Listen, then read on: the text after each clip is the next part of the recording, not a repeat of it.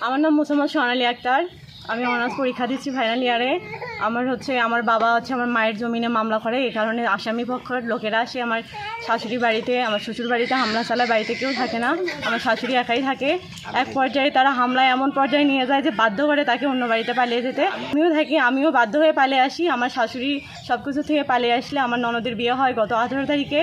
আমার সোনাদানা ছিল, আমার ননদের বিয়ে দেওয়ার টাকা ছিল, ডিভেন দেওয়ার 1.5 লক্ষ টাকা, আর 2 ভরি সোনার হার, 8 আনা সোনার ঝুমকো তারা নিয়ে যায়। আর ঘরের মধ্যে জিনিসপাতি ছিল আমার রুমে, সব কিছু ভাঙচুর করে, সব কিছু এলোমেলো করে, বইটই সব ছিঁড়ে ফেলে এবং আমাদের মান সম্মান মারার হুমকি দেয়।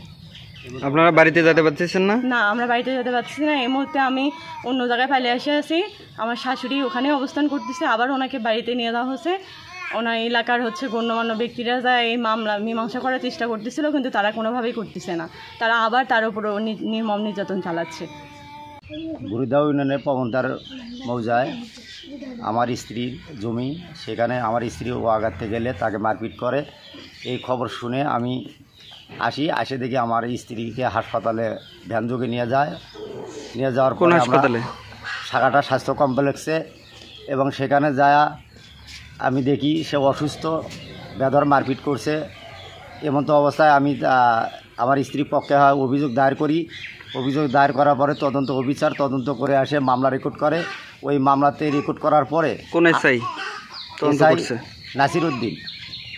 নাসিরউদ্দিন মামলা রেকর্ড করার পরে আসামি যখন গ্রেপ্তার হয়, এই গ্রেপ্তারের খবর শুনে কোন আসামি গ্রেপ্তার হয়? আমরুল ইসলাম যখন গ্রেপ্তার হয়, এই গ্রেপ্তারের খবর শুনে আসামি পক্ষ এবং আসামিরা অতিরিক্তভাবে আমার মেয়ের বাড়িঘর ভাঙচুর করে এবং কে? আসামি আমরুলের ভাই আশরাফ আলী, তারপরে তালেব আলী,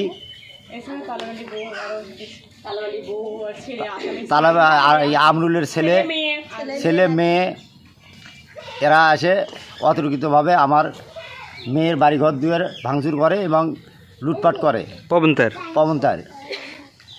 এবং এই খবর পেয়ে আমি রাত আনুমানিক 11টার সময় এসআইকে, আমার তদন্ত অফিসারকে ফোন দেই। উনি বলে 999 ফোন দেন। 999 আমি ফোন করে চেষ্টা করছি, অনেকক্ষণ বড় পাই নাই। বলেন। 2 বছর হলে ওই জমিনটা 25 কাঠা মাটি বারবার ওনাকে ওয়ার্নিং দিচ্ছে যে ভাই জমিনটা আমার জমিন আমার নামে লেখা আছে, জমিনটা আমার দেন। উনি খালি এই খন্দ না ওই খন্দ, এই খন্দ না ওই খন্দ বারবার এরকম করে বলাতে এবার বলছি যে ভাই এবার যেমন করে হোক জমি আমি নেবো, জমি ছেড়ে দেওয়া লাগবে।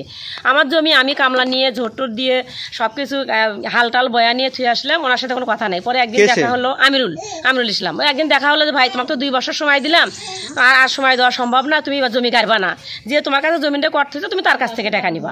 আমরা তো করতে হইনি, তেন ভাইও থুইনি, বাবাও থুয়ে যায়নি। তাহলে তোমার যেহেতু তুমি ব্যক্তিদিন আবু তালেব থুইছে, আবু তালেবের ছেলের বউ, আবু তালেব মারা গেছে, তার ছেলের বউ আছে, ছেলে আছে, তার কাছ থেকে তুমি টাকাটা নিবা। কত টাকা দিয়ে নিছো, কত টাকা দিয়ে থুইছো তাদের ব্যাপার সেটা, কিন্তু আমার জমি আমাকে ছেড়ে দেওয়া লাগবে। তার আরও জমি আছে, সেই জমি তুমি ভোগ করতে পারবা, কিন্তু আমার জমি তুমি ভোগ করতে পারবে না। ঠিক আছে সেটা দেখবো অলি। পরের দিনই সে কী করছে, যায় আমি আর একটা জমিতে ওয়াগ আসছি 10 কাঠা মাটিতে, সেখানে সে জমি ওয়া উকড়েছে। আমি বললো কি আমার জমি তুমি ওয়া উকড়াবার কৃষক গেলে, ওটা গিয়ে সম্পত্তি 72 অংশ দাগে দেবো। ঠিক আছে আমি দাগেই নেবো, কিন্তু আমাকে ওই 42 শতক মাটি আগে ছেড়ে দেওয়া লাগবে। তখন বলতেছে আসে দেখা যাবে সেটা। পরে আমি ওয়াগার গেছে, পর জমিত গেছি, আমরা 4 বোনই গেলাম জমির মালিক। আমিরুল গ্রাম সম্পর্কে যাত্রাতো ভাই, হয়। পরে আমরা 4 বোনই গেছি জমিত। যাওয়ার পরে বললাম যে ভাই তুমি জমি ওয়াগার বাকে, তোমার তো কথা বললাম 42 শতক 25 কাঠা মাটি। হ্যাঁ, পরে কয়ে যে আমাকে সেই মুখ খারাপ করে গালাগালি করতেছে। ঘটনার দিন উনি সেই মুখ খারাপ করে গালাগালি করছে। প্রথমে আমি যা বলছি তুমি জমি গাড়বা কে, জমি তো তোমাকে কয়েকবার বলা হয়েছে, তোমাকে 2 বছর সময় দিলাম, তারপরে তুমি জমি গাড়বা এলে কেন? মানে উনি বলতেছে না তুই এখন টাকা দেওয়া নেবে। পরে মুখ খারাপ করে বলছে যে টাকা এর মধ্যে চলে দেবে। এই মাদারচোদ কয় কি রে, তোর বাপের সম্পত্তি, গোলাম বাদান তোর বাপ হয় না আমার বাপ হয়, আমি গোলাম বাদানের মেয়ে। পরে আপনি বলছেন যার থেকে কর্ডিনেশন তার টাকা দাও, যার থেকে নিছো তুমি তার থেকে টাকা নাও, যা আমার জমি তুমি গাড়বার পাবা না। পরে তারা কি করলো? পরে ওখানে জমিতে কামলা ছিল, কামলারা আসার পরে আমার সাথে সেই ধাক্কাধাক্কি হয়ে গেল। ধাক্কাধাক্কি হওয়ার পরে সেই সময় কামলারা এসে আটকাটকি করলো। আমি বললাম যে মারো দেখি কেমনে মারো, তবু আমি জমি থেকে যাবো না, কিভাবে যাবা তুমি? তারপরে আমার উন্না ছিঁড়ে গেল, ব্যাগটা কাদো হয়ে গেল, আমার সম্পূর্ণ শরীর একবারে সে ধাক্কাধাক্কি কাদো মাখামাখি মান সম্মান মারার চেষ্টা করলো। পরে আমি বললাম যে না এখানে আর থাকবো না। পরে আমি চলে গেলাম সাগাটা হাসপাতালে ভর্তি হলাম, 4 দিন থাকলাম ওখানে। মারপিট করছিল? হ্যাঁ মারপিট করছে। পরে আমি বললাম যে হাসপাতালে ভর্তি হলাম। কিছু লোকজন গ্রামের মানুষ, আমার ভাই, নিজের ভাই, তারপর চাচাতো ভাই আমার বুকে ঘুষেছে। এবং হাত মুচড়ে ধরছিল, হাতটা ব্যথা পেয়েছি, এই যে হাতে মুচড়বে এখনো ব্যথা আছে। কে সেটা? সেটা আমিরুল। আচ্ছা, পরে অভিযোগ করলেন থানায়? হ্যাঁ, তারপর অভিযোগ করলাম। ঘর ভাঙচুর করছে বা ছিল কারা কারা? আজ তালেবালির বউ, আলেপা, মমরুল,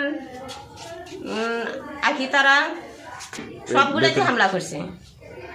বাড়ি ভরা মানে সবাইকে জিজ্ঞাসা করে রান্নার মধ্যে ঢুকছে কি না ঢুকছে না। বাড়িতে হামলা করা মানে আমি ভেতরে যাতে দেখি নাই, কিন্তু এই যে দরজার বাড়ি মারছে, বেড়াত বাড়ি মারছে, এটা সত্যি।